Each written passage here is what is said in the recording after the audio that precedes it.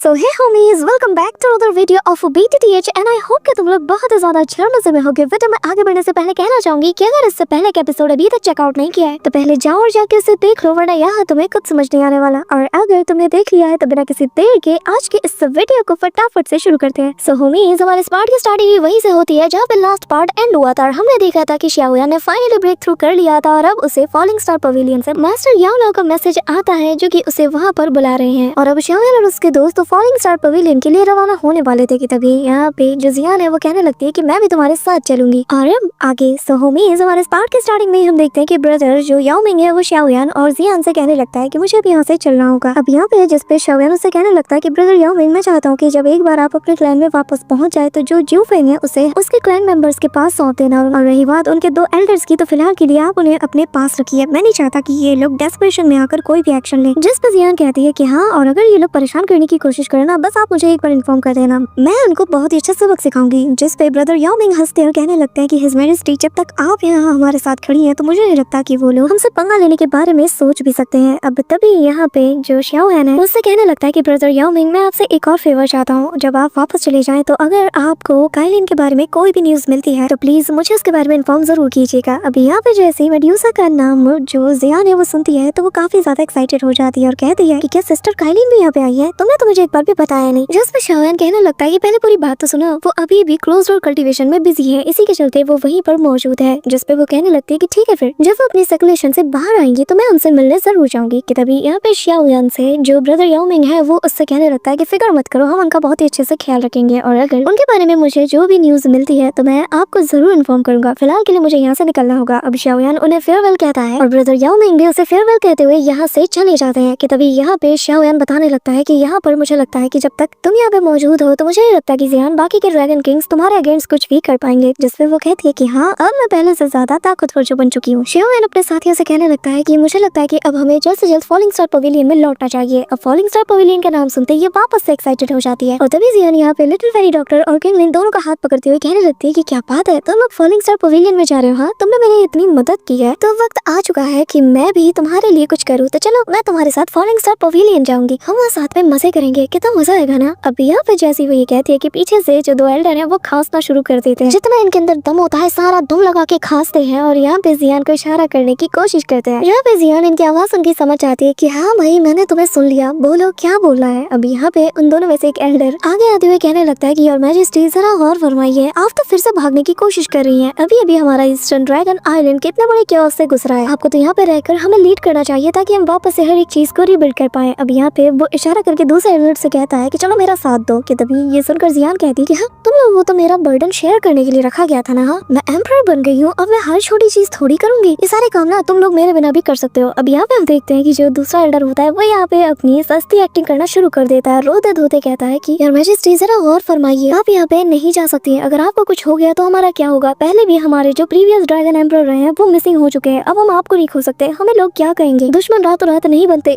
पर आप नहीं समझोगी। ठीक है, आपको जाना है, अब जाइए, हमारा क्या है, हम पहले भी ऐसे थे, आज भी रहेंगे, आपके पास इतनी ताकत है, इतनी अथॉरिटी है, पर फिर भी आप जाइए जाइए, आपको हमारी फिक्र करने की जरूरत नहीं है। किसे पता आपके जाते साथ ही वो तीनों किंग आ जाए, फिर से हमारे गर्दन पे पैर रख के वो लोग हमारे ऊपर जुल्म करें। हम क्या ही कर सकते हैं, हम यही बोल देंगे कि हमारी ड्रैगन एम्परर घूमने चली गई है, हम इससे ज्यादा कुछ नहीं कर सकते। पर आप फिक्र मत कीजिए, आप जाएं, हम पहले भी लावारिस थे, आज भी लावारिस है और शायद आगे भी रहेंगे। अब यहाँ पे वो सारे गार्ड्स को इशारा करता है, ये लोग भी इसकी बातें सुनकर रोने धोने लगते हैं। जो देखकर xiaoyan और लिटिल फेरी डॉक्टर और बाकी सब भी थोड़ा पैनिक कर जाते हैं कि यार माहौल क्या हो रहा है यहाँ का। एल्डर यहाँ पे भाई अपना पूरा दुख निकाल देते हैं कि अगर यहाँ से जियान चली गई ना तो बस ये बर्बाद हो जाएंगे, लुट जाएंगे, फकीर बन जाएंगे। जियान इससे कहने लगती है कि बस कुछ ही दिनों की बात है, मैं कहाँ जा रही हूँ। जिसपे इनका इमोशनल ड्रामा वापस से शुरू हो जाता है कि आप जाइए, हमने कहाँ रोका है, आप जाइए। मेरी ये बूढ़ी हड्डियाँ जो पता नहीं कब मेरा साथ छोड़ दे, मेरी ये अधूरी सांसें जो पता नहीं कब उखड़ जाए, और मेरे ये जाबाज लूले लंगड़े जो सोल्जर है ना, मैं इन्हीं के जरिए से इनसे फाइट करूंगा। आप जाइए, मैं सब कुछ संभालूंगा। ये बूढ़ा एल्डर अपनी लाठी के सहारे से इनसे जरूर लड़ेगा, आप फिक्र मत कीजिए। यहाँ पे हम देखते हैं कि जियान को काफी ज्यादा गुस्सा आ रहा था। यहाँ पे हम देखते हैं कि जियान जब इन लोगों की ये नाटक देखते तो कहने लगती है कि यार मैं कोई मैस्कॉट हूँ या फिर कुछ और हूँ। यहाँ पे एल्डर उसे अच्छे से समझाते हैं कि यार मैजेस्टी, आपको समझने की जरूरत है, हम आपके बिना कुछ भी नहीं है और इस वक्त हमारे ट्राइब को आपकी बहुत ज्यादा जरूरत है, तो प्लीज हमें छोड़ के मत जाइए, हमें गाइड कीजिए। अब सभी लोग उसके सुर में सुर मिलाते हैं और सेम वे में रिस्पेक्ट के साथ रिक्वेस्ट करने लगते हैं। इस दौरान जियान कहती है कि अब मैं इन सबका क्या करूँ। कि तभी यहाँ पे xiaoyan कि वो बस यहाँ पे रह के काफी ज्यादा बोर हो गई गई है, उसे बस ताज़ी हवा के लिए बाहर जाना था, पर लगता नहीं कि अब इनके चलते वो जा पाएगी। कि तभी यहाँ पे जियान कहने लगती है कि ठीक है, मैं तुम सबकी बात समझ गई, मैं नहीं जा रही कहीं। ये सुनकर इन सभी की जान में जान आ जाती है। सभी लोग जियान की तारीफ करने लगते हैं और कहने लगते हैं कि हमारी एम्परर तो सबसे महान है, सबसे ज्यादा अलग है, सबसे ज्यादा खास है, मैं तो मरते दम तक ही नहीं फॉलो करूंगा। ये सही फैसला लेने में बिल्कुल भी देरी नहीं लगाती। कि तभी जियान कहने लगती है कि शाओयान माफ करना, पर मैं तुम्हारे साथ नहीं आ सकती। तुम देख ही सकते हो यहाँ पर मेरे इन लोगों को कितनी ज्यादा जरूरत है, पर तुम लोगों को जाते हुए देखना मुझसे नहीं हो पाएगा, मैं तो जा रही हूँ। अब वो यहाँ पे रोना शुरू कर देती है। कि तभी यहाँ पे शाओयान कहने लगता है कि चिंता मत करो, एक बार चीजें बिल्कुल ठीक हो जाएं तो मैं यहाँ पर सभी को तुमसे मिलने जरूर लाऊंगा। लेकिन यहाँ पे बेचारी जियान उसे तो मुनताइन के साथ जाने का, तो वो उनकी तरफ देखती भी नहीं और पीछे से ही हाथ लहराते हुए कहती है कि हाँ हाँ जाओ तुम लोग मजे करो, मैं यहाँ पे अपनी ड्यूटीज निभाती हूँ। अब यहाँ पे हम देखते हैं कि जो बाकी के एल्डर्स होते हैं वो शाओयान से यहाँ पे फेयरवेल कहते हैं और शाओयान लिटिल वेरी डॉक्टर और किंगलिन के साथ मिलकर यहाँ से रवाना हो जाता है। उन्हें जाता हुआ देखकर जियान को काफी ज्यादा बुरा लगता है। अब यहाँ पे हम देखते हैं कि दोनों एल्डर भी खुशी खुशी मिसेस जियान को फॉलो करते हुए अंदर की तरफ रवाना हो जाते हैं और फिर सारे के सारे जो गार्ड्स थे वो भी काफी ज्यादा खुश थे कि चलो भाई हमारी एम्परर तो हमारे पास ही रुक गई। यहाँ पे जियान भी चली जाती है और फिर हमें थोड़ी देर बाद का सीन दिखाया जाता है जहाँ पर हम देखते हैं कि ईस्टर्न ड्रैगन आइलैंड का जो एंट्रेंस का गेट है उसे फाड़ते हुए जियान बाहर निकलती है, चिल्लाते हुए कहती है कि फाइनली मैं आजाद हूँ। और अब वो यहाँ से जाने लगती है, जो देखकर एल्डर्स कहते हैं कि प्लीज एम्परर हमें छोड़ के मत जाइए, जिस पे वो कहती है कि मैं मेरे ईस्टर्न ड्रैगन आइलैंड को तुम लोगों के ऊपर छोड़ के जा रही हूँ। तभी सीन शिफ्ट होता है और हमें यहाँ पे कुछ लोगों को दिखाया जाता है जहाँ पर वो लोग आराम से अपनी जिंदगी गुजार रहे थे। और तभी एक नरेटर वॉइस हमें बताती है कि इंसान के जन्म होने से पहले भी एक चीज है जो कि एग्जिस्ट करती थी, पहले वो आती है, उसके बाद ह्यूमन और फिर उसका फिगर आता है। और तभी हम देखते हैं कि एक सोल क्लैन का बंदा सामने मौजूद बंदे के ऊपर हमला कर देता है और वो कहने लगता है कि वो है सोल। इसी के साथ ये लोग यहाँ पे तबाही मचाना शुरू कर देते हैं और वो नरेटर वॉइस हमें बताने लगती है कि सोल इंस्टेंटली पैदा भी होती है और मारी भी जाती है, लेकिन इसके पीछे बहुत बड़ी मिस्ट्रीज होती है। और जो लोग भी सोल को यूज कर सकते हैं, सोल को अपने फायदे के मुताबिक, अपने मन मुताबिक उसे मॉडिफाई भी कर सकते हैं, अपने पाँव के लिए यूज कर सकते हैं, असली ताकत तो इनके पास होती है। और तभी हमें दिखाया जाता है कि यहाँ पर ये जो जितने भी लोग हैं ना, इनकी सोल पावर के लिए ही इन्हें फॉर्म किया जाता है। और यहाँ पे सोल क्लैन का वही मिस्टीरियस मास्टरमैन हम देखते हैं जो कि इनके सोल को ऑब्जर्व करते हुए कहने लगता है कि अब जरा इन्हें दर्द के मारे चीखने और चिल्लाने दो, जरा इन्हें एहसास करने दो कि इनका पाला किससे पड़ा है और अब बाकी दुनिया को भी पता चल जाएगा कि असली बैटल तो अब शुरू हुआ है। तभी सीन शिफ्ट होता है और हमें फॉलिंग स्टार पवेलियन का सीन दिखाया जाता है जहाँ पर चारों तरफ अफरा तफरी मची हुई थी। लोग यहाँ पे बता रहे थे कि नॉर्दर्न सिटी के पास अटैक हुआ है, कोई बताता है कि साउदर्न सिटी के पास अटैक हुआ है। ऐसे ही हम देखते हैं कि चारों तरफ लोग यही खबर बता रहे थे कि हमारे फॉलिंग स्टार पवेलियन के आसपास की जो सिटीज है इन पे हमला हुआ है। इस दौरान हम यहाँ पर फायर एंसेस्टर को भी देखते हैं जहाँ पर उन्हें भी जब ये खबर मिल चुकी थी कि जो सोल हॉल है वो यहाँ पे चारों तरफ अफरा तफरी मचा रहा है, तो वो भी यहाँ पे आ जाते हैं और वो आते साथ ही ना वैसे भाषण देना शुरू कर देते हैं कि यार ये सोल हॉल ना सर के ऊपर से जा रहा है, मैं इन्हें बर्दाश्त नहीं कर सकता, पानी सिर के ऊपर जा चुका है, हम ये कर देंगे वो कर देंगे और तुम लोग क्या कर रहे हो, किसी को इस बात की परवाह है कि नहीं। कि तभी जैसे वो टेबल पे सभी लोगों को देखता है तो वो कहने लगता है कि ओह तो तुम लोग पहले ही आ चुके हो। यहाँ पे हम देखते हैं कि फ्लैट सेक्ट के लीडर से लेकर जो हमारे पेल टावर के जो एल्डर है वो भी आए हुए थे और सभी लोग कहने लगते हैं कि हाँ हम सबको इसके बारे में खबर मिल चुकी है। और तभी वो यहाँ पे कहने लगते हैं कि वाकई में सोल हॉल ने हद पार कर दी, हमारे काफी सारे एल्केमिस्ट भी गायब हो चुके हैं और बीते एक महीने में इनके हमले कुछ ज्यादा ही बढ़ चुके हैं। तो बताओ अलायंस लीडर याओ चैन तुम्हारा क्या फैसला। मास्टर याओ कुछ नहीं कहते कि तभी वो यहाँ पर जो फायर एंसेस्टर है उससे कहने लगता है कि हमें रीइंफोर्समेंट को ज्यादा से ज्यादा बढ़ाना होगा। फायर एंसेस्टर कहने लगते हैं कि एक बार बोलो मुझे मिलता जाए, मैंने मसल के रख दूंगा, लेकिन मसला ये है कि हम जहाँ पे भी पेट्रोलिंग करने जाते हैं वहाँ पे हमारा नुकसान ही नुकसान होता है, कहीं पे भी हम सही सलामत पहुँच नहीं पाते, जिसके चलते हमारी कितनी बेइज्जती भी होती है। अब यहाँ पे फ्लावर सेक्टर के लीडर बताने लगते हैं कि इससे भी ज्यादा जो हमारे अलाइज टनल से उनको भी बहुत बुरी तरीके से डैमेज कर दिया गया है ताकि हम कोई भी रिसोर्सेज और पिल वगैरह वक्त पर उन जगह पर नहीं पहुंचा पाते जहाँ पर की सबसे ज्यादा जरूरत है, जिसके चलते हमारे वो सारी टेरिटरीज पूरी तरीके से आइसोलेट हो चुकी है। तभी यहाँ पे मास्टर फेंग बताने लगते हैं कि उससे भी ज्यादा